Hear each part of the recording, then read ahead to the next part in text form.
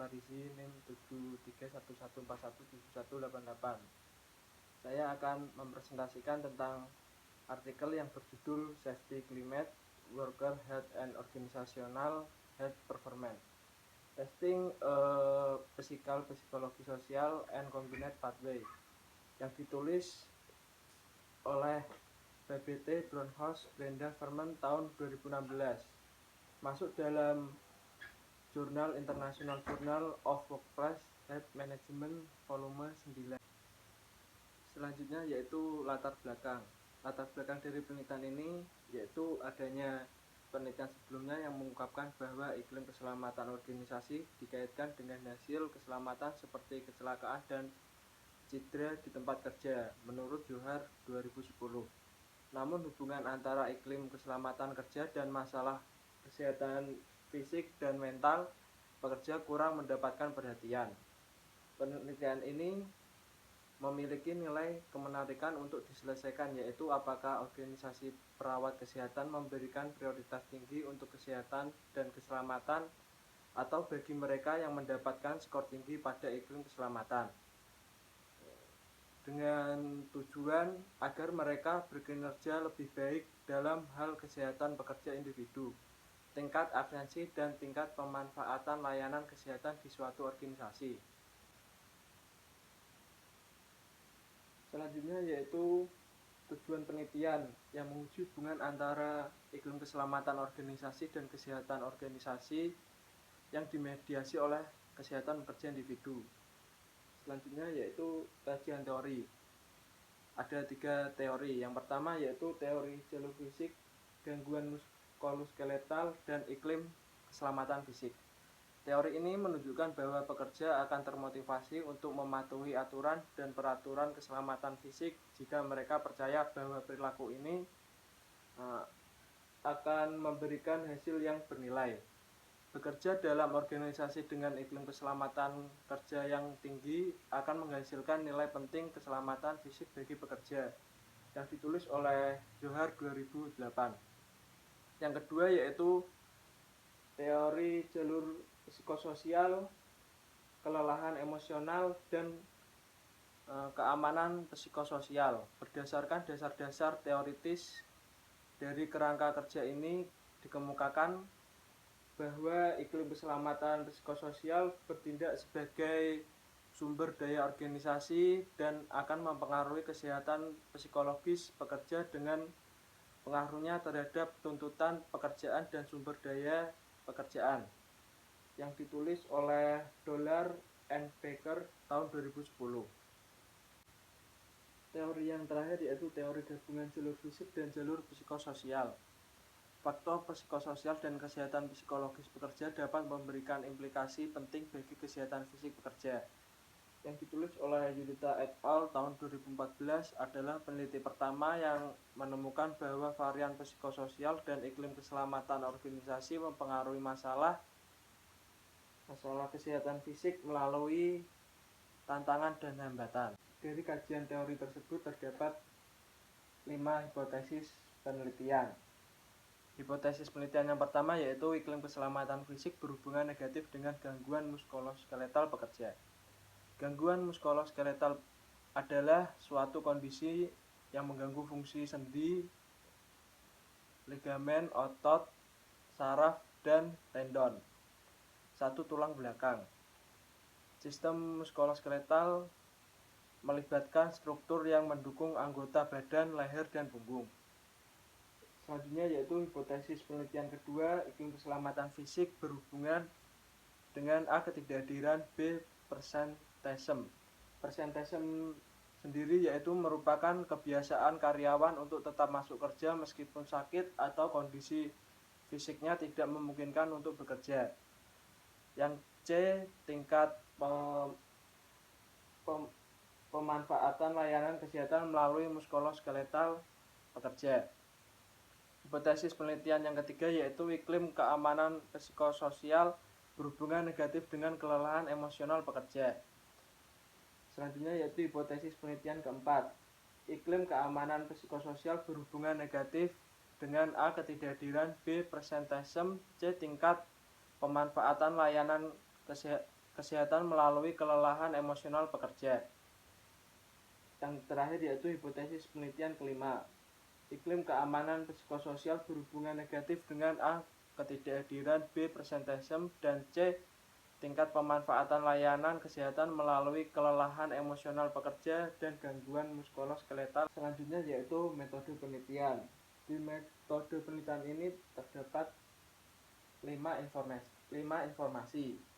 Yang pertama yaitu data penelitian. Data untuk penelitian ini diperoleh dari proyek penelitian nasional besar tentang kesehatan dan keselamatan pekerja perawat kesehatan di Belanda.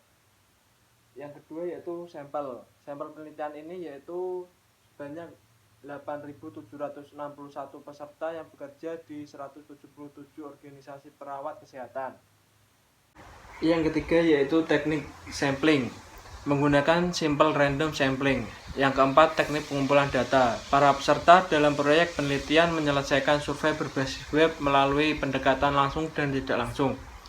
Yang kelima, teknik analisis data, menggunakan MSEM untuk menguji hipotesis penelitian ini, dan exploratory factor analysis atau EFA dan confirmatory factor analysis atau CFA untuk memeriksa apakah asumsi struktur 5 faktor yang mendasari dari 2 langkah iklim keselamatan sudah benar.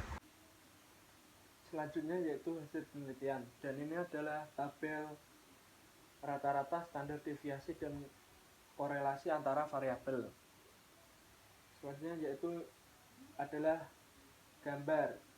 Gambar 1 menunjukkan jalur fisik, gambar 2 jalur psikososial, dan gambar yang ketiga gabungan jalur fisik dan jalur psikososial. Selanjutnya yaitu analisis dari hasil penelitian. Analisis menunjukkan tidak ada hubungan yang signifikan secara statistik antara iklim keselamatan fisik dan gangguan muskuloskeletal pekerja. Berdasarkan hasil ini, hipotesis pertama harus ditolak. Yang kedua yaitu analisis menunjukkan hubungan yang signifikan secara statistik antara gangguan muskuloskeletal dan absensi. Beta 411, presenteeisme 569, dan tingkat pemanfaatan layanan kesehatan beta 772. Ketiga efek tidak langsung signifikan secara statistik. Karena itu hipotesis kedua harus ditolak.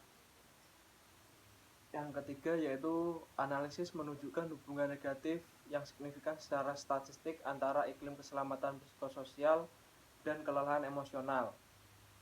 Beta negatif 607 mendukung hipotesis 3.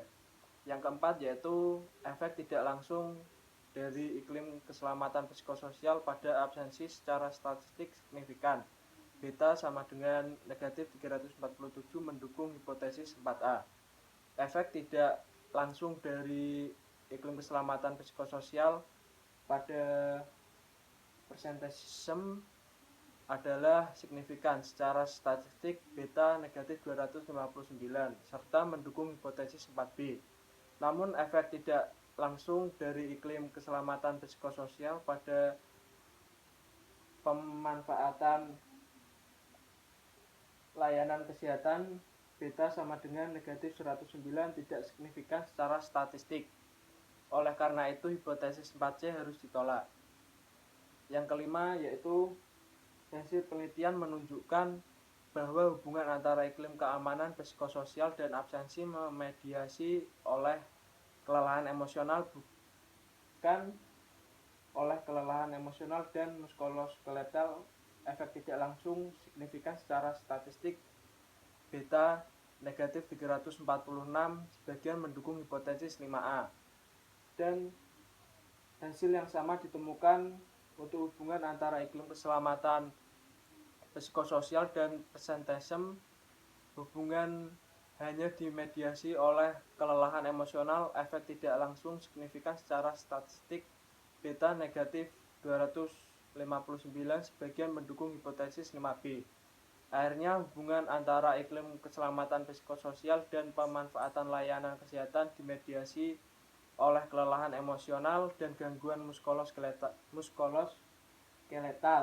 Efek tidak langsung beta sama dengan negatif 150, mendukung hipotesis 5C. Selanjutnya yaitu kesimpulan. Kesimpulan dari penelitian ini yaitu iklim keamanan psikososial secara tidak langsung mempengaruhi absensi dan presenteeism. Selanjutnya penelitian menunjukkan bahwa gabungan jalur fisik dan psikososial menjelaskan perbedaan dalam hasil kinerja kesehatan yaitu pemanfaatan layanan kesehatan. Temuan ini sejalan dengan hasil yang disajikan oleh Bailey et al. Tahun 2015 dan Yulita et al. Tahun 2014 yang menemukan bahwa iklim keselamatan psikososial terkait dengan hasil kesehatan fisik dan mental. Penelitian ini dengan demikian menggarisbawahi pentingnya iklim keselamatan psikososial untuk kesehatan pekerja dan memperluas jangkauan hasil untuk memasukkan absensi, presenteeism, dan pemanfaatan layanan kesehatan. Selanjutnya yaitu saran penelitian. Saran penelitian sendiri ada dua, yaitu saran praktis yang memahami bagaimana iklim keselamatan organisasi dikaitkan dengan kesehatan pekerja. Selain itu, memahami pentingnya kinerja kesehatan karena memberikan informasi tentang cara mempertahankan tenaga kerja yang baik. Yang kedua yaitu saran penelitian masa mendatang. Penelitian selanjutnya disarankan untuk memeriksa hubungan antara iklim keselamatan, kesehatan pekerja, dan kinerja kesehatan organisasi untuk menggabungkan laporan diri dengan jenis tindakan lain. Misalnya data arsip, data klaim asuransi. Selanjutnya yaitu keterbatasan penelitian. Pertama-tama, data peneliti didasarkan pada survei cross-seksional dengan peringkat karyawan semua variabel. Akibatnya tidak mungkin untuk menarik kesimpulan tentang kausalitas bahwa kesehatan pekerja atau hasil kinerja kesehatan organisasi mempengaruhi persepsi iklim keselamatan. Kedua, penelitian ini menggunakan data persepsi yang dilaporkan sendiri sehingga hal ini menyulitkan responden dalam mengingat masalah kesehatan. Selanjutnya yaitu instrumen penelitian. Di sini saya akan membacakan yang instrumen translasi dari penelitian ini. Yang pertama yaitu apakah mereka memiliki masalah dengan area tertentu tubuh mereka, bahu, leher, lengan, siku, pergelangan tangan, punggung, pinggul, paha, lutut, pergelangan kaki dalam 12 bulan terakhir, ya atau tidak. Yang kedua, apakah rasa sakit atau ketidaknyamanan yang dihasilkan dari masalah yang mereka alami telah mencegah mereka untuk terlibat dalam kegiatan kerja, ya atau tidak. Dan yang terakhir, apakah peserta masih mengalami ketidaknyamanan atau rasa sakit dalam 7 hari terakhir akibat masalah yang mereka alami, ya atau tidak. Sekian presentasi dari saya. Bila banyak yang salah mohon dimaafkan. Wassalamualaikum warahmatullahi wabarakatuh.